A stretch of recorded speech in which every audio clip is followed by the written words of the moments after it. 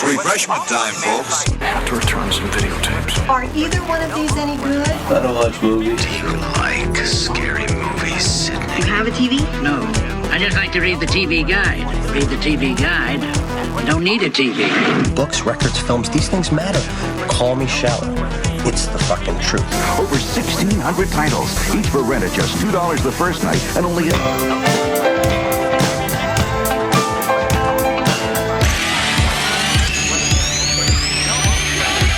Finish it. I don't watch TV. Yeah, but you are aware that there's an invention called television, and on this invention they show shows, right? Tonight on 6 Ed World. Okay, I want channels 18, 24, 63, 109, 87, and Weather Channel. Welcome to the Frog Brothers podcast with your hosts, Justin and Alec. Welcome to the first episode of the Frog Brothers podcast. My name's Alec. I'm here with my actual brother, Justin. Hey, buddy. What up? How you doing? I'm doing about as good as I can do during all this quarantine nonsense. Yeah, it's good times, good times. So, my brother sparked a lot of my interest as a kid. You know, we share a lot of the same interests, like Ghostbusters, Batman, Star Wars, Jurassic Park. Later on, we watched Fight Club, Pulp Fiction, that kind of stuff. You know, we played with action figures. I remember specifically carrying both of our Beastmaster Transformers figures, and I know that you had a pterodactyl. I don't even remember what mine was, but I remember I carried it around because you were self-conscious about carrying toys around at the time still. Oh, yeah, back like, still old enough to be like, maybe I should be buying toys, but still being like, damn, toys are pretty cool. And, you know, eventually you just get to the point where you don't care what anyone thinks and you're just buying toys. So that explains why I buy so many now. In fact, I just bought... the shame is gone. I've been going through and rebuying a lot of first action figures or action figures that have specific memories. So, oh, yeah. Toys that our granny bought us, our dad's mom. So I recently bought a Batman Returns Batman figure, and it was a Deep Dive Batman. And I remember my grandma buying that for me. And I remember like going through and choosing through like so many pegs full of Batman figures. And so I just rebought that figure since I have no idea what happened to the one I had as a kid. Our mom was great at flipping our toys in garage sales and donating and letting things disappear into the abyss. So I've been treating myself. Oh, yeah. Also bought I remember, I think I remember that Batman. Wasn't it the aqua-colored? No, this one's bright yellow. Suit? Looks like a scuba color. Oh, bright yellow. That's right. Kind of like neon yellow. Yep, and then I just been buying bizarre stuff, too. So we had a real Ghostbusters window tint, basically, you'd put in the back seat of a car, and I bought one of those new and packaged the other day, so I've got that, so I'm excited to hook that up in the car for when I have the kids with me. Oh, yeah. I mean, it's like I own way more toys than I ever owned at any point in my childhood now. Yeah, definitely, and I also just rebought a Spider-Man, web shooter Spider-Man from the Spider-Man line in the 1990s. I also remember buying that at Grandma's house when I went and stayed up there for a while, so that was pretty cool. Speaking of childhood toys, and even I remember playing with them and buying them in Omaha, some of them. Specifically, the convertible I had from The Lost World. Oh, yeah, that's a pretty good one. Yeah. And didn't you also have the Humvee from The Lost World? I think you had the Humvee, and you had the fucking guy in the cowboy hat who says, "All I want for my pay is the right to hunt one of the Tyrannosaurs." I don't know if that was actually from The Lost World. I think that was actually a Jurassic Park 1 figure that was one of the bad guys. So after Series 2 came out of the figures, they came out with this one, and I think he was one of those guys that like complimented the dino trackers. I know you had the Humvee, and I remember I had the dirt bike with Carter. And he looked nothing like he did in the movie. Oh, of but course I mean, not. I don't know if Carter was supposed to still be one of the dirt bikers or not. That's kind of how those extra spare characters tended to be back then. So the first Jurassic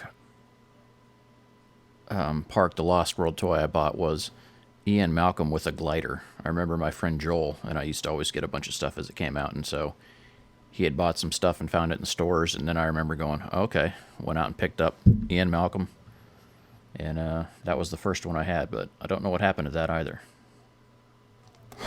I still have your Jeff Goldblum from Independence Day action figure. Do you have Captain Stephen Hiller? He might be in a box somewhere. I know for a fact that Brendan Fraser from The Mummy is in a box somewhere. Well, he's been in a box from somewhere since the 90s, so... Pretty much. He was in some new DC show, wasn't he? Oh, I didn't know they allowed him in Web public series anymore. Yeah, he went down south, but then he may get kind of a little comeback. Speaking of Brendan Fraser, I just rewatched... I'm drawing a blank on the damn name now. This is terrible. We're terrible hosts right now. What, Encino Man? No, the Bedazzled? Bedazzled, yeah, that's the ticket. Yeah. Monkey Bone? Bedazzled? Yeah, I have Bedazzled. Isn't that an Ivan Reitman movie? It's not an Ivan Reitman movie. It was Harold Ramis? Directed by Harold Ramis, yes. That's the ticket. Yeah. Yeah, so Bedazzled would be a really good movie to talk about in one of our other segments, because that's like a really low-rated movie. It's definitely low rated. I like it. There's the replay value on it's much better than I thought it would be. Yeah. As a kid, I didn't like it, but as an adult watching it again, I was like, okay, there's a lot more subtlety to it that I didn't ever expect before. But that's a lot of Harold Ramis stuff. So it's not just slapstick humor. There's a lot of subtlety and layering that he did, and I think you could appreciate a lot of more of that as once you have some life experience. Right. Like the Harold Ramis movies aren't just stupid comedies. A lot of them have the people learning lessons at the end and stuff like that, and they're actually character arcs and journeys and stuff like that that are really maybe more obvious than other things or more of a central plot point, but that's what it is. Absolutely. So let's shift to the next segment here, episode by episode. We now return to the real Ghostbusters. Diane, 11:30 a.m., February 24th. Entering the town of Twin Peaks. Pretty good. Bill Murray's the funniest man on the planet. Episode by episode. So I watched this probably 6 days ago at this point or something like that. I don't exactly remember when I watched this. I know I watched it with you. I don't know if I watched it in order. I don't have a memory of watching it for the first time. I'm sure you do, though. I do. I remember that we I heard about Extreme Ghostbusters coming on. I saw it in some magazine when they were still calling it like Super Ghostbusters or something. So I was like, oh, okay. So I had my eyes open for that, seeing it in a magazine. And that's actually when I really started being on the internet on the AOL days and like researching and like looking up Ghostbusters. And I remember chatting with Troy from the Cross Rip on AOL Messenger about Ghostbusters all the time, and remember going to Proton Charging back in the day, and some good stuff there. So the first couple episodes of Extreme Ghostbusters, once it came on, I remember I used a cassette tape to record them so we could actually watch when we got home from school, because they had it on at a funny time. So, and I think it was in syndication as well, so they had like weekday episodes that were harder to watch, and then some Saturday or Sunday episodes. So I don't even remember. Yeah, I read that they were produced kind of in a weird way, but I was just too young to really remember that. I just remembered watching them and remember the toys, but as an adult, I've rewatched the whole series and stuff now, and I just think it's so underrated and it's unrecognized. It's the first fucking Ghostbusters to have a female Ghostbuster, unless you can include Janine from the real Ghostbusters in that too. But I just loved how she was a regular Ghostbuster. I loved how it had so much diversity to it, right? Everyone had their chance to come on there and be a group, and that was way ahead of its time, right? For all the hate that Answer the Call got about like just having a female cast. People had no qualms about how this series was set up in the 90s, right? And it was way ahead of its time for diversity and inclusion, which is pretty awesome. And you look back and you're thinking like, wow, really? That's really well done. And they even had a few episodes tackle it a little bit more head on. So, but right now we're going to talk about the episode 1, Darkness at Noon, part 1. So let's dive into it. What do you have going for it? What do you think? Well, the first thing I wanted to talk about was the opening, which I think I don't honestly remember the opening for Real Ghostbusters, but I know that this one, it has a cold opening where they're digging the tunnel. Very much like Ghostbusters and Ghostbusters 2 that have cold openings where you're not with the Ghostbusters. And it's, something spooky, paranormal happens. And then we shift to the Ghostbusters afterwards, which is very much how this episode opens. So it's very on point with Ghostbusters. Yeah. Right off the bat. It does. So one of the first things I noticed was like that there's multiple roles being done by the same voice actor, right? Pretty common thing to do just to save money on budget and things like that. And Frank Welker used to do that all the time on the Real Ghostbusters. So I was glad to see they carried that tradition on with this. And, I took some notes here, and, the new subway is going in before the next election, right? So they kind of throw a political spin in on it. Like, there's a sense of urgency to get this thing done. There's no time to reroute or go around all this one. Mayhem breaks free, right? And everything goes wild here. Like, okay, we're digging, we crack into this, and then you get your intro credits after you get that little tease. And you first hear that updated theme song, right? And that was around the time I started listening to like more rock music and was kind of getting out of just listening to whatever's on the radio or whatever anyone listened to that I was around. And I remember thinking like, oh, okay, that's kind of cool. Like looking back, it holds up okay. It's not my favorite, but it's kind of fun. The most disappointing thing about this entire show is that they teased Sam Hain in the opening credits and in the closing credits and in the toy line, and they never brought him back for a proper episode. Such a disappointment. Yeah. That's about the toy line, That's one of the big things that bothers me still is just thinking that Garrett never got a toy, but Sam Hain got a toy. Yeah, and then you can find some of those. I mean, there's a prototype for Garrett, but, Yeah, if you want to go spend a fortune on toys and collectibles, go look up a Garrett prototype from Extreme Ghostbusters, if you can find one for sale. But at least check out the photos, and those are done by Trendmasters, which also made the Independence Day toy line. See, I didn't know that. I had the Egon, and then I had the Deluxe Kylie. And I know you had... Or, no, I didn't have the Egon. I had Eduardo. You had Egon. Yep, see, you had the two Ghostbusters that actually had the proper packs from the show, and I got that Egon with that weird-looking vacuum thing. It was like, okay. I weirdly wish they would have kind of streamlined and matched everything so they're all uniform, but it's a toy line, so you get what you get. Yeah. I had the Ecto from that line, too, so... You had the Ecto? Didn't you have a Proton pack? Yeah, I had the Proton pack as well. And I had wanted the Trap, but, what are you going to do? The only thing I ever got... The Proton pack now is one of the most expensive Ghostbusters things on eBay. I think it goes for more than the 80s packs, the RGB packs. Oh, easily. Yeah, those are harder to find, right? There's fewer of them out there. Those are pretty cool, though. Yeah, I wish I still had mine. But anyway. So moving right along. So after the intro, you go up and you see that Kylie is reading Spangler's Spirit Guide, and immediately into the show, you get like these off-color jokes, right? You find out Eduardo is truly just a dick, because the first thing he says is a fucking handicap joke to Garrett when he comes in the room. Yeah. And you right away, you're right away getting to know the characters. You see that she's interested, so you're like, okay, she kind of fits a little bit of a model of a Ray type character. And then Eduardo, he's just coming in there and he's a dick, and it's clear that he doesn't even believe in ghosts, because he makes crack about like, you don't even believe in that stuff, do you? Yeah, and so as much as they almost like try to typecast some of the characters to the original four, they did kind of break it up a little bit, right? So Kylie does have those Ray vibes because, she's big into reading, she's big into research. But they kind of split Ray into the two characters, though, because... So it's Kylie and Roland that basically make up Ray, because obviously Ray is very mechanically inclined, more so than Egon. Like, Egon's good with the tech and the gadgetry, but Ray's also very familiar with traditional repairs and stuff like car repair, vehicle repair, other things like that you don't ever really see or hear Egon talk about much. So Roland... Oh, yeah, you're right. Roland gets into that.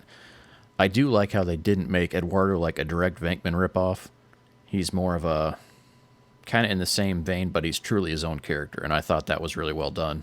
I still like the way he's done on some of those episodes.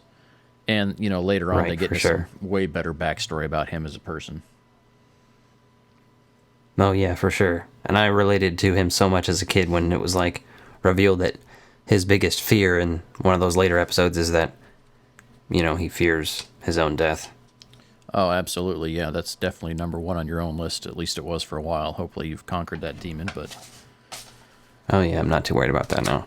So there's 4 students, and then Janine comes in, and she's saying she's taking continuing education classes after getting laid off of a job. So clearly that's, like, relatable to a lot of people right now, so go watch this episode. Like, a lot of people are looking to going back into school and things, like, with the whole mess of the state of the world right now.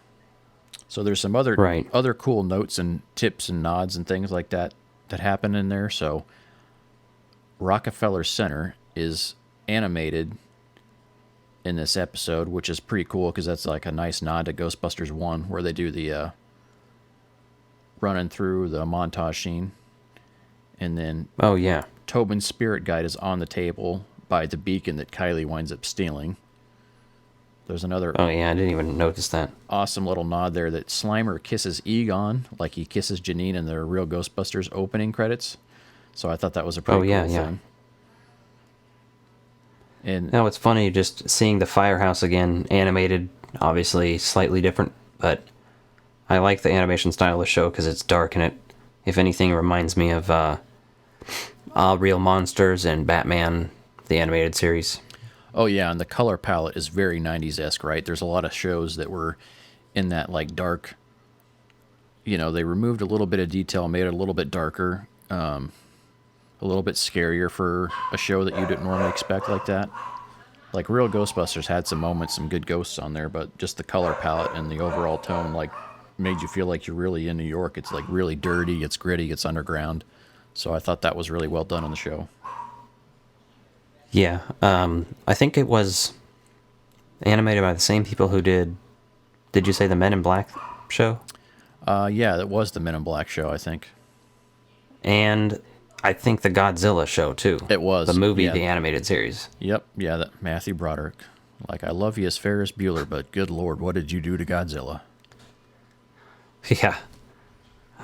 So another fun... Another fun part of that is the first rule of ghost busting is never go solo. And then the ghost zits, that line was pretty funny. And then something very relevant in this episode to the current situation is stay indoors at all costs is one of the lines on there. And I'm like, oh man, very interesting, right? You think about disease going. You back? Yeah. I'm still rolling, are you? Yep, I'm still going.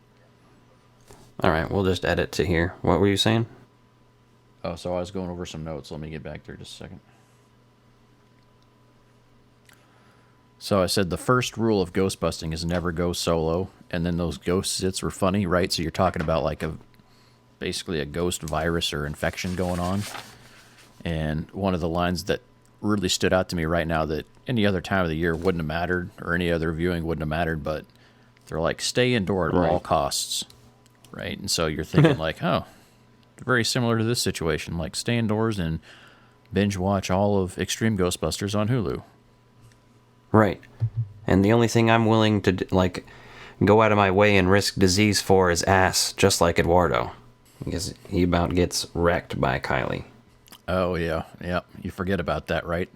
Like, there is a little bit of sexual tension and innuendo in there, right? And you're like, is this a kid show or a teenager show? I feel like a lot of the writing was made to bring a lot of the original viewership back in, right? Yeah, some of the writers worked on the Goosebumps TV show. Oh, Goosebumps. Yeah. Children's horror. I love it. It's good stuff. But, so I guess some of my favorite stuff in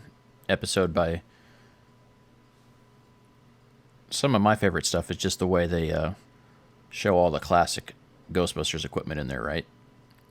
Primarily in this first episode, you see the PKE meter on there before they kind of update everything. And the end of the episode's obviously a cliffhanger, which was definitely a different shift from the original series because they didn't really carry over episodes. You know, it was like all tightly contained in a 22-minute episode, and here we get Extreme Ghostbusters, and right off the bat, they're like, hey, guess what? We're going to split this in half, so now you got to wait. And the anticipation of that was always crazy. And hope to God that if you're watching the next week or the next day, they actually play the follow-up episode. Oh, yeah, for sure. I had forgotten until I watched this again that they didn't even show the updated proton packs in this episode. They didn't even get that far, that it cliffhangs that early. But it's pretty interesting. Egon gets infected in this episode, though. After, obviously, Kylie steals the, what they end up just calling the ghost beacon. There's a technical name for it I have written down here somewhere. But can't find it. Yeah, no, I thought that first episode is a really good way just to get things started, right? Just kind of gives you a little bit of character introduction. Doesn't get too wild with it. And then, the next episode we'll talk about on the next episode. Yeah, a couple more notes on that series in general and just this episode. When they were developing it, I don't know how far into reading about it you got, but they originally, all of the characters except Eduardo were girls. Oh. When they were developing it. Interesting. And at one point, Garrett was a handicapped girl. But they ended up changing that over. And I just wanted to note that Billy West is one of those people who is reoccurring voice. He does the voice of Slimer and then the mayor. He does a bunch of other random voices too. Yeah, which is funny because, right, these are the first couple of series that I really remembered hearing that, like, people are doing multiple voices, right? You're like, you start to understand, like, what a voice actor is. You're like, oh, okay, that's pretty cool. Like, people just do voices on that. So. Yeah, like, Jason Marsden, who does the voice of Garrett, he did a lot of, I was a lot younger than you, so I remember him on Static Shock. I don't remember even what voice he did on that show, but I remember him on that. And recently when I played, like, Skyrim, he does voices in that game and stuff. He's a really big voice actor, too, so. Yeah, he's still doing a lot of work. All right, but we will talk about the next episode, next podcast. So be on the lookout for that. We'll talk about Darkness at Noon Part 2. Absolutely. Another man's garbage is another man's gold. Leave all the nostalgia horses, wait till you get old. Another man's garbage is another man's treasure. I love that you all hate it, and that fact gives me pleasure. Another man's garbage. So this segment is called Another Man's Garbage, if you didn't catch that in the theme. And Another Man's Garbage, the concept behind this segment is we're just talking about, like, what people think is trash. Like, what is something that's, like, hated by either critics or just the general audience, right? And we're going to talk about Hook. It's a classic movie. I love it. But when you look at it, it's only got a 28% critic score on Rotten Tomatoes compared to a 76% viewer score on Rotten Tomatoes. So clearly, grown-ups that were doing movie reviews at the time could not understand what this movie was trying to do for kids. Yeah, I always thought people loved this movie because I loved it and people I knew loved it. So it was weird when I saw that it had that score. And then when I read that it had the audience score that was 78%, it was like, okay, I mean, that makes a little more sense, I guess. But still, I think it's just the audience scores that way because everyone who was a kid when they watched it are the people who are the audience score on Rotten Tomatoes now. Yeah, so I think a lot of people that grew up loving that movie have gone in and actually scored that movie. So that makes a lot of sense. Exactly. So one of the things I loved the most about the movie was that it just shows what happens to so many adults, right? Adults lose imagination and creativity. I remember something at work. We did a training thing at work where we talked about, like, and I'd have to look up the specific numbers, but very high percentage of kids like say they are creative or have creativity and exhibit that, right? Compared to adults, that it's a very low number, which blows my mind because we're both in all the creative arts still. But I think that movie really speaks to like, you know, you don't need to outgrow things. Like you can prioritize your time, but you can still like enjoy that childlike anticipation and worldview that just makes life so much more fun and so much better. Oh yeah, I definitely agree with that. This movie's definitely like it's not only nostalgic because you watched it as a kid, but it kind of makes you want to do kid things, or at least maybe creative or imaginative things. So I get that for sure. There's some what the fuck moments in it, but they, for the most part, get a pass because it's a kid's movie, and, you know, what the fuck, it's Peter Pan. What the fuck do you expect? Yeah, so what are your moments? Some made-up shit. What are your moments like that, then? Tell me. My big ones? Rufio dying. For one. Like, this is a fucking kid's movie. I don't know, people, like...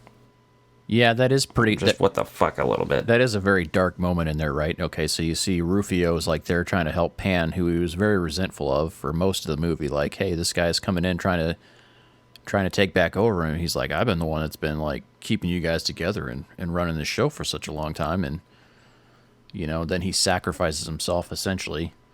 And as a kid, you don't even process that because no one in the movie even acknowledges that. They're just like, oh, here we go. Like, they never like, oh, we need to have a memorial for Rufio. Like, it's just like, for sure, he dies there and everyone else goes back to their daily life or whatever happens. And you're like, okay, like, I kind of liked Rufio, but I guess you guys didn't. Not enough to even mention him. Yeah. My other big what the fuck moment is when the crocodile, like, falls on Hook, and that supposedly kills him with, you know, like, he gets swallowed by it, so it's like a dead crocodile, you know, because it's supposed to be the one that he took his revenge out and killed, but it still kills him somehow, and then it also burps. Yeah. Which I guess is just like a comedy kids moment, so like, again, like, it gets a pass, but like, it's still just what the fuck. Oh, it's absolutely terrible, right? Okay, zombie crocodile clock falls over, eats Hook, and burps. Yeah. In an animated movie, that'd be hilarious. But in a live-action movie, you're like, that's a little out there. But, you know, like you said, as a kid, you're like, all right. You know, because that way Pan doesn't have to kill Hook, right? You're not taking that violence away, which is nonsense compared to watching Rufio get stabbed to death. But you're like, right. Peter Pan can't kill Hook. We'll have to have the alligator do it. Right. Crocodile. And I mean, it's called a Hook, but still, it's like the movie still feels like it's way more about Peter Pan. I haven't, like I said, I didn't watch it in prep for this, so I don't remember even if it starts with Peter Pan or Hook and where it ends. But obviously, he's not the victor, and the triumphant music plays. It's just kind of, whatever. Yeah, so there's some themes of that like almost try to portray that Peter Pan himself has become Hook by growing up, right? He's kind of just become kind of a butthead. Like, nobody likes him, right? You know, he's like not there for his kids, kind of half-assing it as a dad because he's just so focused on success and completely loses what he was become notorious for in like children's stories, right? And loses all that, and then Hook is like this guy that's like, okay, you know, and when Hook meets grown-up Peter Pan, you know, he's like, oh, we're gonna have this great war, and Tinkerbell's got to like step in and say, hey, you know, like let me get a few days to get him in shape here, and Hook has like clearly been on the revenge path, and you know, they try to tell a lot of stuff from his perspective because he tries to use his own kids against Peter Pan and things like that, but it's clearly just a movie about finding your hope again and finding yourself and not letting what you do define you, but letting who you are with your family and your friends define you, right? And I think that's a pretty important thing, right? There's so many people that just focus on work in life, but it's like so much more you can do besides just be a be a 9-to-5 zombie. So, like, you know, let your job be what fuels you to do your passions and follow your passions and explore your passions in life. Yeah, I definitely feel like it's a inspirational, like, feel good, just adventure movie. That's one that you can watch with your kids or you can watch by yourself, which is more likely in my scenario. But there were a couple other things I wrote down about it that I just found funny. Like the fact that Spielberg wanted to make it with Michael Jackson playing Peter Pan. And I can only thank God that Robin Williams played him instead. Yeah, I could only imagine how bizarre that take would have been. I think he probably would have wanted Michael Jackson to write music and do dance sequences for it. So it probably would have been wildly popular and successful commercially. But I still think I would have hated it. I guarantee it. Nick Castle also almost directed it. And I was like, Nick Castle, I know that name. But I couldn't place it. So I did a little more Googling, you know. Yeah. And found out he was the original main portrayal actor for Michael Myers in the original Halloween. And he also co-wrote Escape from New York with John Carpenter. And he himself directed Last Starfighter, Major Payne, Dennis the Menace. And in the 2018 Halloween, he also, you know, played Michael Myers. I don't know for how much, because I know they use so many different people these days. Oh, yeah. Yeah, that makes sense. But, yeah. I also, the last gripe I have with Hook is the ending. Again, it's a pass, but what's with Smee? Is this a dream? Like... Yeah, but I know what you're talking about. And since I just watched it... What the fuck does he show up for? So you see, like, a non-pirate version of Smee, like, sweeping the streets when Pan comes back. But you also see Tinkerbell. So... Did, like, Smee decide to follow them out of the world and start his own life and just acting like he's blending in? Or is that just, like, a cute little nod that, here's Smee? Either way, it's just... one of those things in the movie that they could have skipped. You know, it doesn't really add anything to it. And most kids aren't going to catch on to that. It's just one of those things, people give theories to it where it's like, I think it means that Peter Pan just had a psychotic break and finally recovered from it. And you're like, well, then what the fuck kind of kids movie is that? I think you're giving, there's just one of those fan theory things where people put way too much of their own wants of what the movie should be into it, and put weird theories around it, but it's just a fucking Peter Pan movie, dude. Exactly. I think that's one of those moments where it's just like, we're going to throw him in there. But the fact that Tinkerbell is still around, like, in those scenes, like, just shows that it's not exactly what they thought it was. But people get bored and they dive deep into things. And here we are now, talking to ourselves. So let's move on to next segment. I mean, are all your friends Satanists? A young Frenchman photographed this flying saucer, or is it? Do you believe in UFOs, astral projections, mental telepathy, ESP, clairvoyance, spirit photography? We're discussing Satanism and the occult this morning and some of the dangers. Telekinetic movement, full trance mediums, the Loch Ness Monster, and the theory of Atlantis. For the purposes of this study, we will focus on the number 666. Tonight on Six Ed World. Alright, so the first topic we have today is one everybody's fucking talking about these days, but it's a fun one. Tiger King. Just what the fuck? Okay, so first of all, fuck everyone in that program. All those animal abusing pieces of shit. But part two to that is... it's really just of like a, who do I hate more? Jesus Christ, this thing's a dumpster fire. Can we burn the whole thing down? Because this whole thing should be burned down. Those are terrible humans. But highly entertaining. It's, as many people have said, it's just that same thing where you can't help but watch the train wreck. That's exactly what it is. It's like watching an episode of Reno 911, but there's no cops and it's real. It's like watching the news on September 11th, 2001, where they just kept replaying like all this tragedy over and over and over, and we're so desensitized to like real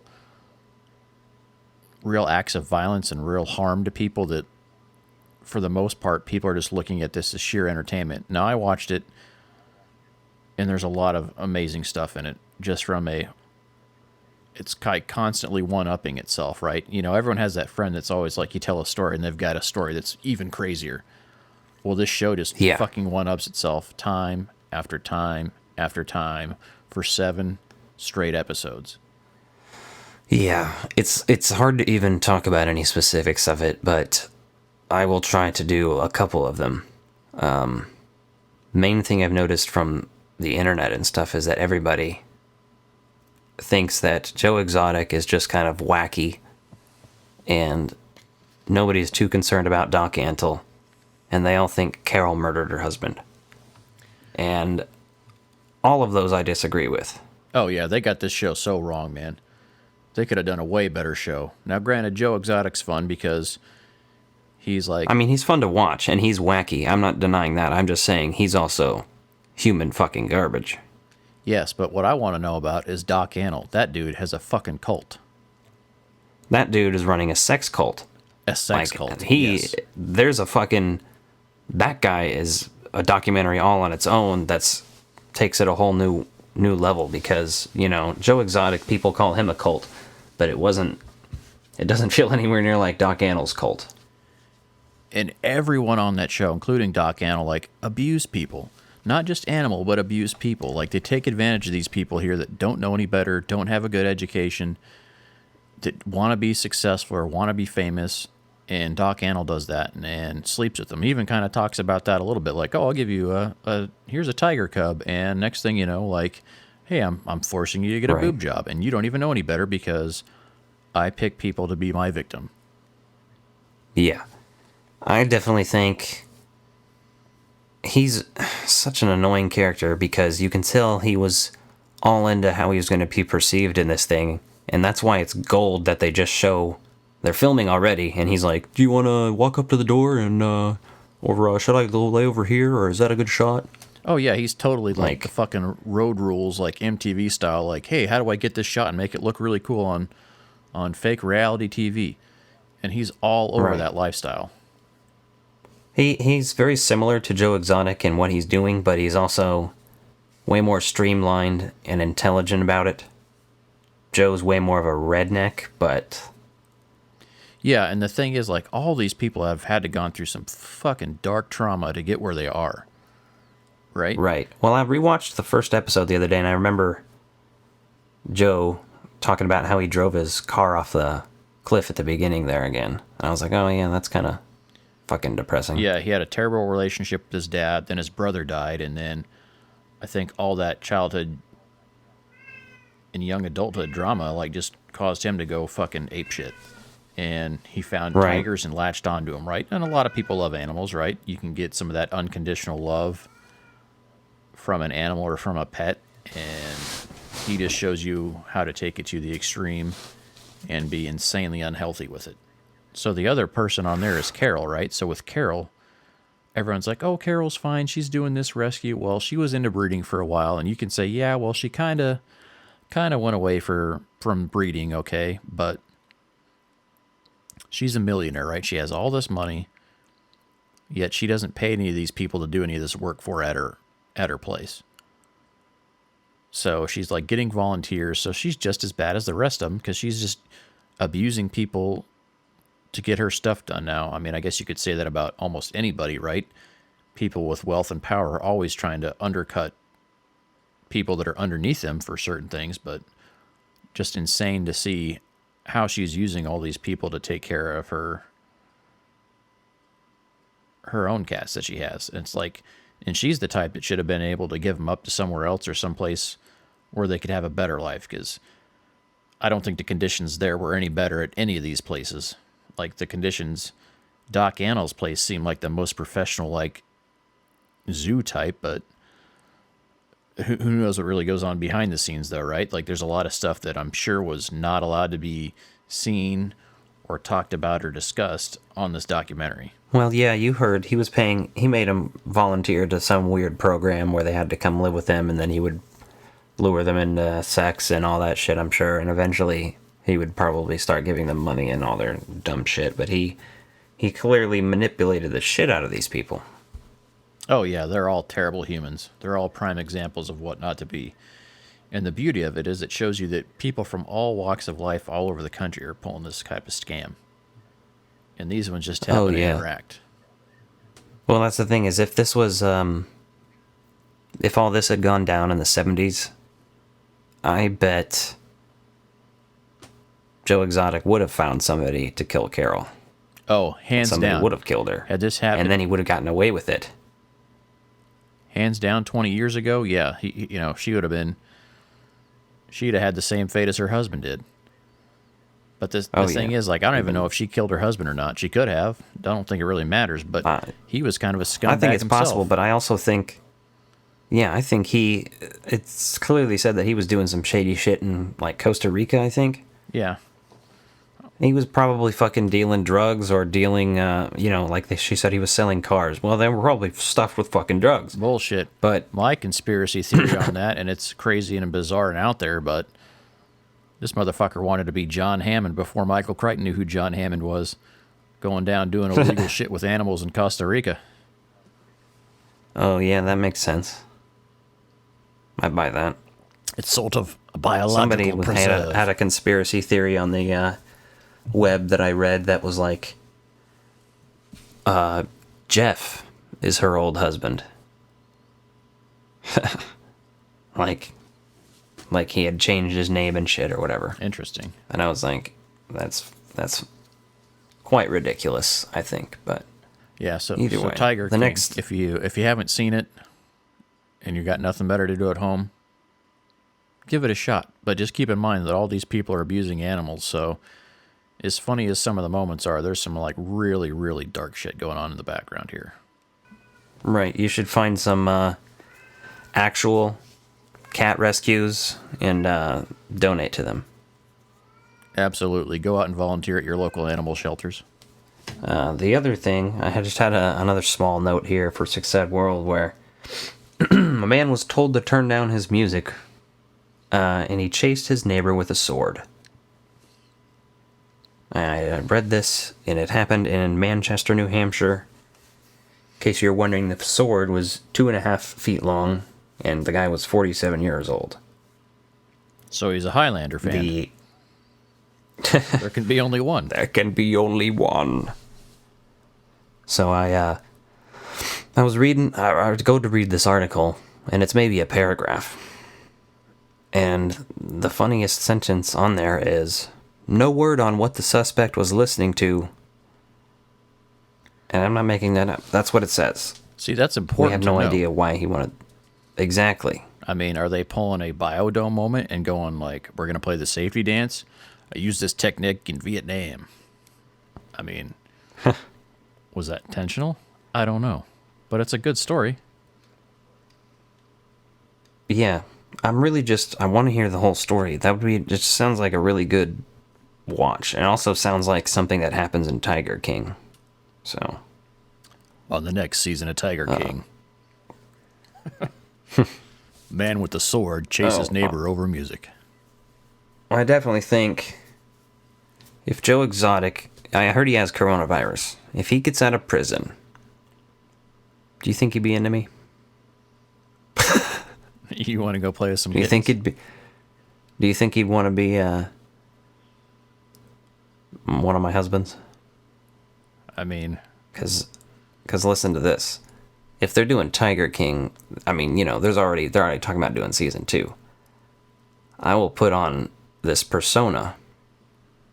I will cut my hair into a mullet, not one that's like his, just enough of a mullet where he kind of sees my mullet, my mustache, and tattoos, and he's like, "Oh, how's it going?" And I'll get on that show, right? As long as you're willing to do meth on there, you'll be fine. No, I wasn't actually thinking about that. funny if you enough want to wear a to pink me. shirt, you don't got to marry the Tiger King to wear a pink shirt. No, I would really like to be a character. That would help me get famous. And I could just imagine the shenanigans I would get into being Joe Exotic's husband. He already has one husband, so I'd be like... The sister husband, or whatever they call that? Sister wives?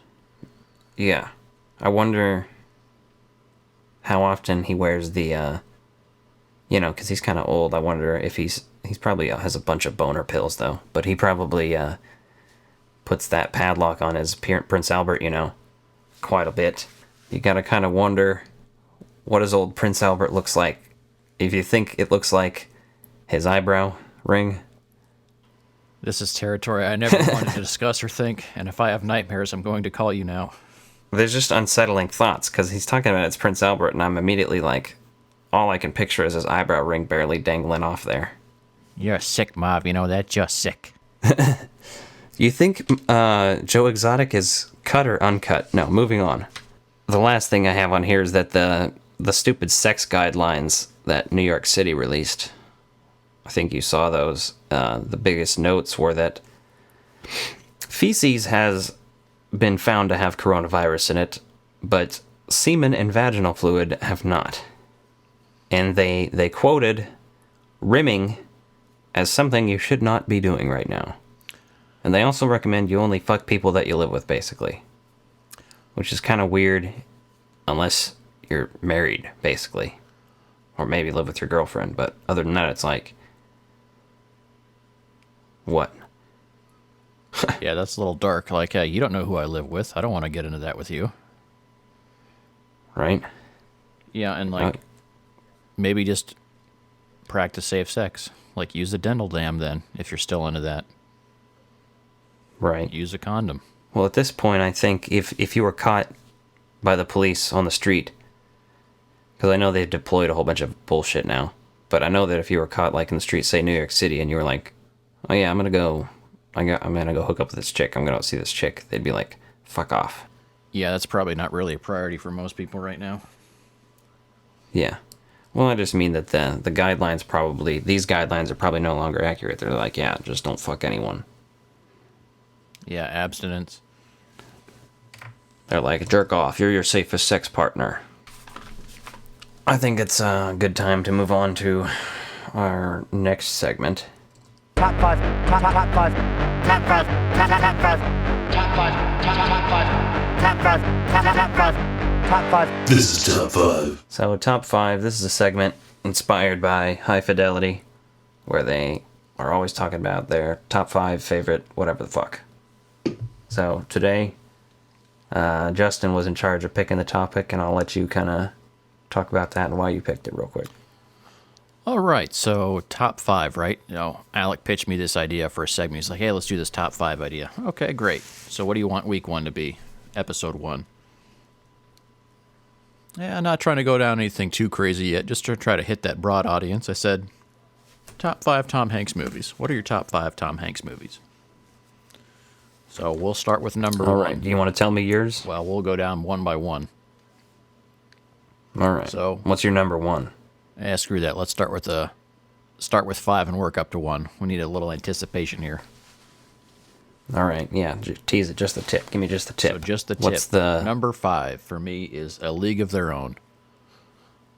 So I love baseball. I love how silly that movie is. Just like overall, I think it's a really fun movie, and his performance in there like really contrasts things. Like he just kind of shows up as this kind of like lazy drunk that's kind of like out of work, not fit for the service or whatever, and knows a lot about baseball, has that experience, and kind of warms up to being like a better person. So you kind of see his character arc go on with there, which for a movie that's about like a real thing, he has a pretty good story arc, and so that came in at number 5 for me. I gotcha. That's one I haven't actually seen since I was a fucking kid, and I wasn't super into it then, but need to give it another watch these days. Obviously, it's not on my list. My number 5 is probably not on your list, but it is a movie that is probably on every other single person's fucking list at number 1 or 2.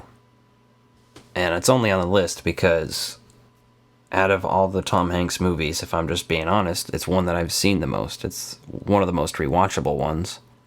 And everybody else thinks it's, it's clearly a drama with some comedy, but even the drama that's like fucked up is just hilarious.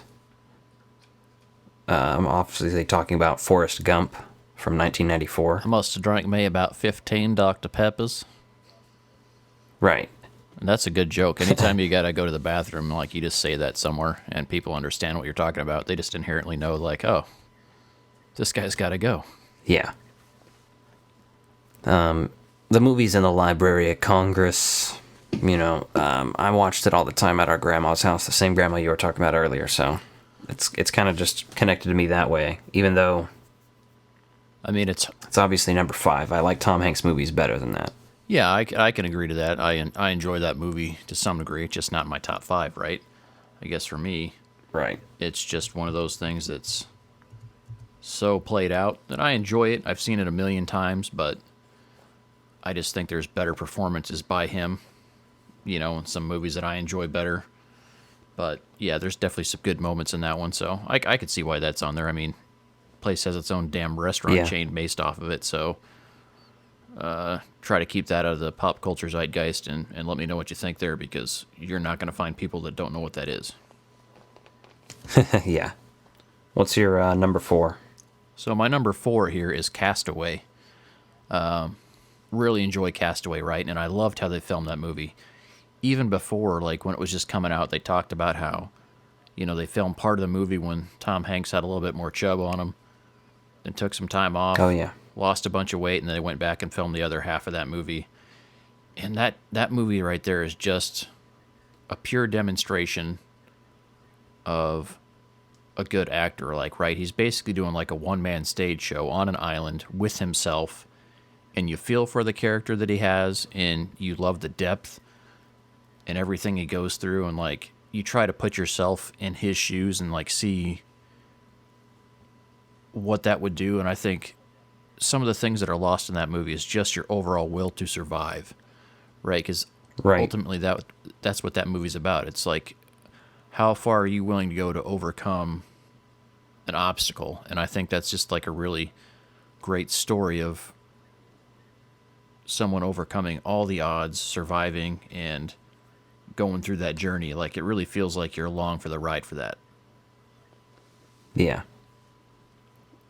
So, for my number 4, I picked a movie from the year 2000 with 88% on Rotten Tomatoes that is also Castaway.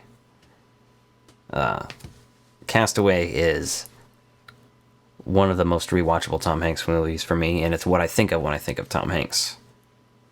And that movie is like, I can't think of another person who you could put in that movie playing that role where it would be that good, because it's so dramatic. It's like the epitome of a Tom Hanks movie. Like, it has comedy in it too. It has the drama, the isolation. Just a good movie. The minimal score, Absolutely, yeah. It's really well done. It's hard not to like that movie. So, what did you have for number 3? So my number 3 came in as The Burbs.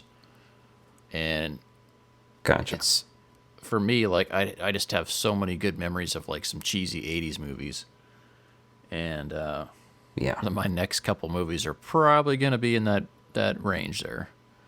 Like, we looked at as kids, we had the premium channels, like, so if you stayed home from school sick, quotes, air quotes, you could watch a lot of good movies that way. And HBO was notorious for showing a bunch of awesome, like, 80s classics, uncensored, full versions on there. So The Burbs is the one that was on there, and I just love how campy it is, but it's almost like, it's like a mainstream horror movie, right? Because it's got this like really happy-go-lucky characters and actors in it, and it's got some real dark stuff in there as well. So I just think that's like such a good use of Tom Hanks' acting skills, is to put him in a movie that's so bizarre like that. Oh yeah, it also has Bruce Dern and Carrie Fisher in it. It does, and Yeah. And Corey Feldman's the neighbor. Yeah. Directed by Joe Dante, who was the director of Piranha, The Howling, Gremlins, Gremlins 2, Inner Space, The Explorers, and Small Soldiers. Nice. Got a good list to his name there. Which I will just go ahead and tell you, The Burbs is my number 1, so. All right. So what's your number 3? My number 3, it's going to be Catch Me If You Can. All right, tell me why. For me, it's hard to include this on a list of what you would call Tom Hanks movies, but I had to anyway because it's hilarious. He is hilarious in it. And he's in almost the whole movie, but it obviously focuses on Leo's character. It's obviously based on a true story, but I saw that one in theaters. That one has a 96 on Rotten Tomatoes. You know, you have Christopher Walken's in there. Yeah. But the main thing, Tom Hanks in that movie, for example, there's one scene that always sticks out to me, and some people might think it's stupid or whatever, but it's when they're riding in the car. He's a detective, and he has 2 other detectives in the car with him, you know. And they're like, why don't you have a sense of humor? And he's like, I got a sense of humor. And they're like, why don't you tell us a joke? And he's like, you want me to tell you a joke? I'll tell you the joke. And he says, knock, knock. And the guy says, who's there? And he says, go fuck yourself. That's a classic. And it's just stupid, but it's just awesome from Tom Hanks. Absolutely. So what's your... I guess I'll go to my number 2 then. My number 2 is... Wait. The incredible film known to the mass is Dragnet. Him and Dan Aykroyd in that movie are amazing. Like, he plays like the young guy that just thinks Dan Aykroyd's a nutcase, and it's so fun. Yeah. And like the Virgin, Connie, and all the silly shit in that movie, just I never get tired of watching it. Like, and I don't even like the old TV show. Like, I've seen episodes of it. It's like it's okay, but that movie is just like so ridiculous and over the top. Never get tired of it. Yeah, that's one I definitely watched as a kid. Like that one and Turner and Hooch, I remember watching relatively around the same age. Yep, Turner and Hooch. Yep, that was a good one as well. I'm surprised that's in my top 10, but not on the. You know, I don't like the dogs getting hurt, man. That's sad. Shit bums me out. Oh yeah, that's why it's not on my top, because I can't actually watch the whole movie. Yeah, it bums me out, man. I don't like that. I watched like the first 45 or 50 minutes, and I'm like, I gotta check out early. I don't know when this shit's gonna go down anymore. Yeah, exactly. Like, I don't want to get to the sad stuff. So. But, funny enough, you just made me think of Ace Ventura and how I read or saw that, you know, in the fucking Tiger King. I guess it was in Tiger King. But do you remember seeing that he had animals in fucking Ace Ventura and shit? Oh, those were his animals? And Ace Ventura 2. Some of them were, yeah. Oh, interesting. I think one of the elephants and shit. That makes sense. Kind of fucking weird. Gives it a creepy vibe watching it now. Yeah. Not that I watch that shit all the time anyway, but, you know. Yeah, just no one sometimes you need some Ace Ventura in your life. Yeah. So what's your number 2? Number 2 is going to be Toy Story for me. Ooh, good call. I didn't even think animated. I was just going all live action. Yeah, Toy Story, I saw in theaters right at the perfect age as a kid. It has 100% on Rotten Tomatoes, which isn't surprising. That's a damn good movie. Tim Allen, you know, I could do with or without Tim Allen. Really, Home Improvement's the only Tim Allen I'm down with. Other than that, I'm kind of just like, fuck him. But on that note, real quick, Annie Potts is in Toy Stories. Oh yeah, she's in there, and Jim Varney is also in there. There's some good people in there. Yeah, yeah, pretty interesting. It was the first Pixar movie too. Yep, I read a lot about that in one of the Steve Jobs biographies I've read. So some good behind the scenes stories talking about how he actually helped get that movie off the ground with Pixar, and he was one of the big fans that actually helped get that movie made. So pretty cool stuff. Yeah, there's not a whole lot that can be said about that movie other than everything that everyone knows, because it's another one like Forrest Gump. What am I going to do, describe anything to you from that movie? You fucking seen it, you know. Yeah. Toy Story's great. You already know about it. Fight me. So my number one. What? Any guesses? Number one. I thought it was going to be The Burbs. It's big. No, I don't got any. It's big. Big, yeah. I love that movie. That makes sense. The thing about Big, though, that stands out is, right, it's really well done. It's a classic story of, like, the, wanting to be older, right? It's like that Freaky Friday movie, right? That's a similar concept to that, but this is just so much more relatable. Some of the things I love about it, right? He gets this job, he's a kid that has to get a job, and he goes and works for a toy company. And he's great there because he knows what kids actually want. Like, there's, like, the subtlety and the layers in that movie just show you, like, what it's like. And then the loft he lives in, where he's got all the kid stuff, basically, like, living as a man-child. And I think that gave us unreasonable expectations of how we're allowed to live as grown-ups, because they gave us a blueprint. That and the movie Richie Rich. Fucking bullshit. Yeah, but no, Big is just a fun movie, and I don't watch that one as much as I should, but it's definitely really stands out, and I think that's my favorite Tom Hanks flick. Yeah. I think that's a good list. My number one is obviously The Burbs. Yeah, so why did you make it? Why is that your number one? What makes it that way? I just had to go with what's my favorite movie that Tom Hanks is in. And that might be a different concept than Tom Hanks movies, depending on how you define it, but I still just basically put my favorite top Tom Hanks movies there. So The Burbs is just my favorite movie with him in it. It's I tend to be most into horror comedies. Like, all my top movies are horror or horror comedy, pretty much. Yeah, those are excellent movies. I definitely agree. Love a lot of those. And the 80s was a great time for that. They obviously had The Lost Boys, The Burbs, Ghostbusters, Gremlins. And if you're wondering where the hell the FrogBros comes from, I hope to God you know who the Lost Boys are, and not the Peter Pan ones that are in Hook. Right. Actually, that's funny. I didn't even make that connection. I just now made that connection in my head, so... Oh, yeah, that's fucking hilarious. Yeah, that's one of those things, like, that's kind of where they came up for that. And then it also shows you... Yeah, because they don't age. They don't age, but it's also Joel Schumacher before he started putting nipples on bat suits. I was going to say napples on bit suits, but nipples on bat suits. Yep. We need to have a segment called Hit or Miss about fucking people who do really good shit and really terrible shit, and that would be fucking Joel Schumacher, man. Yeah, he's a strong candidate for hit or miss, for sure. That guy likes to fuck some shit up. But, I mean, Batman Forever, I still watch it, but it's more like a drinking game these days. Batman Forever's okay, because I liked how they introduced Robin in it, and Chris O'Donnell as Robin was okay. Like, he's kind of like, yeah, all right, whatever. And they don't make Batman come across as like a crazy pedophile, which, if you think about having a little boy hang out with you in tights all the time, is one of the things about Batman they don't really talk about a lot.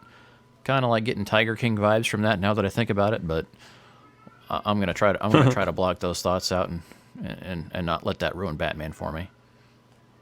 Right. Man, who does that make Alfred? That's pretty fucked up. Catholic priest?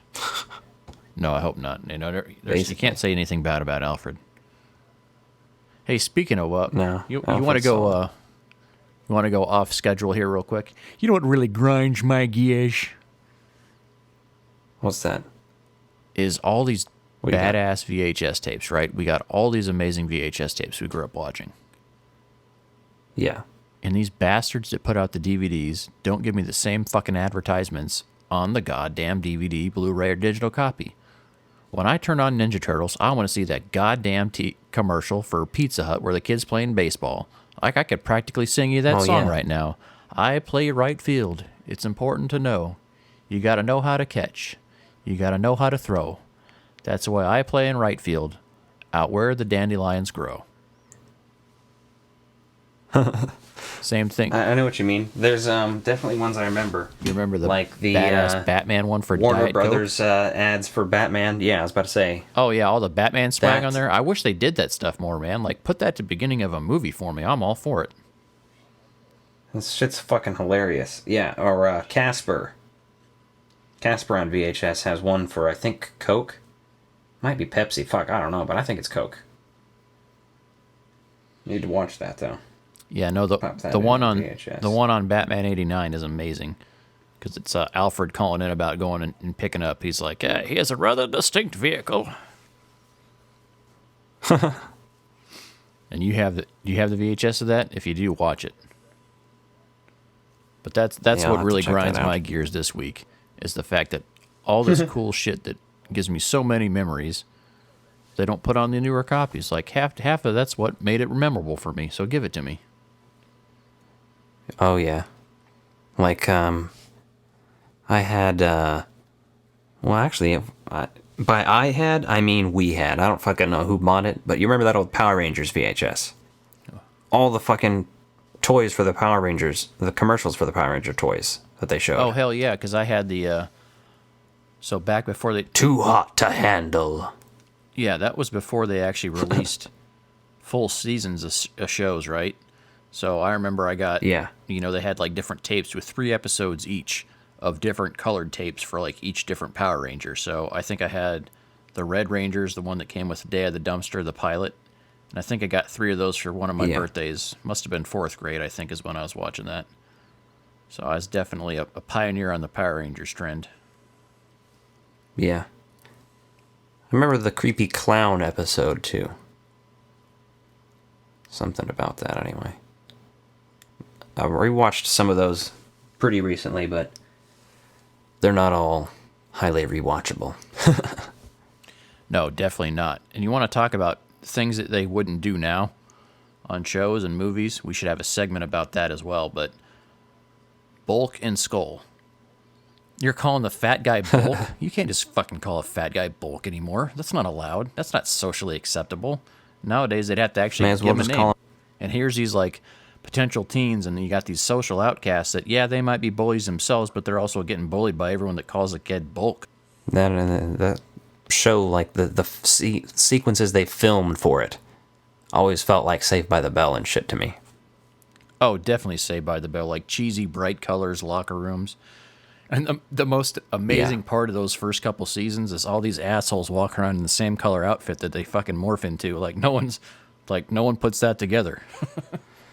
Yeah, I was going to kind of ignore that, because when you're a kid, you're like, yeah, that's cool, I want to do that. But then you're like, who the fuck is doing that? Are you stupid? Are they stupid? What fucking kind of wardrobe do they have? Yeah, and I think that's strictly so kids know who the Rangers are at all times on the show. But give kids more credit than that, because kids are not that stupid. These are my dinner guests. I don't think I've got anything else, do you? FrogBros. Nope, we'll have some social media stuff coming up soon. Give us some feedback and thoughts, but once we get those going, we'll be back next week with another episode of the FrogBros podcast. FrogBros. These are my dinner guests. FrogBros. These are my dinner guests. FrogBros. These are my dinner guests. FrogBros. These are my dinner guests. FrogBros.